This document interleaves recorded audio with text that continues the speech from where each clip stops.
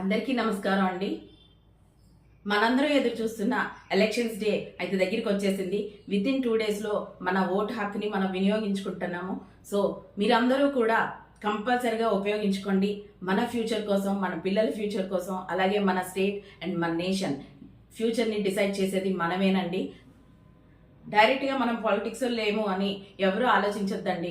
మనం ఇండైరెక్ట్గా పాలిటిక్స్కి కనెక్ట్ అయ్యి ఉన్నాము. ఎందుకంటే మన ఇంట్లో రెగ్యులర్గా మనం డిస్కస్ చేసే మన పిల్లల ఎడ్యుకేషన్ కోసం కానీ, మన ఫ్యూచర్ కోసం కానీ, అలాగే సొసైటీలో మనకు కావాల్సిన రిక్వైర్మెంట్స్ కానీ, మన హెల్త్ ఇష్యూస్ కానీ ప్రతిదీ కూడా ఈ పాలిటిక్స్కి కనెక్ట్ అయి ఉందండి. సో ఎవరు ఈ గవర్నమెంట్ని కండక్ట్ చేస్తే బాగుంటుంది అని డిసైడ్ చేసే ఫ్యాక్టర్ మీ దగ్గరే ఉంది. అదే మన ఓటు. కంపల్సరిగా ఓటు హక్కును అనేది వినియోగించుకోండి. ఇక్కడ కాస్ట్ కానీ, క్రీడ్ కానీ, అలాగే మనీ కానీ ఏది మనల్ని ఇన్ఫ్లుయెన్స్ చేయకూడదండి. మన లీడర్ని డిసైడ్ చేసుకునే ఫ్యాక్టర్ మన చేతులనే, మన ఓటు హక్కు ద్వారాగా ఉంది.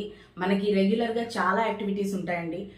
అన్ని యాక్టివిటీస్ పక్కన పెట్టి ఒక 2 hours మనం స్పెండ్ చేస్తే మన ఓటు హక్కునని మనం వినియోగించుకొని మన ఫ్యూచర్ని మనమే డిసైడ్ చేసుకోవచ్చు. మనకి లీడర్ ఎవరు కావాలి అన్నది మన ఓటు హక్కు ద్వారాగా మనం ఉపయోగించుకోవచ్చు. సో మీరందరూ కూడా ఓట్లో పార్టిసిపేట్ చేయండి.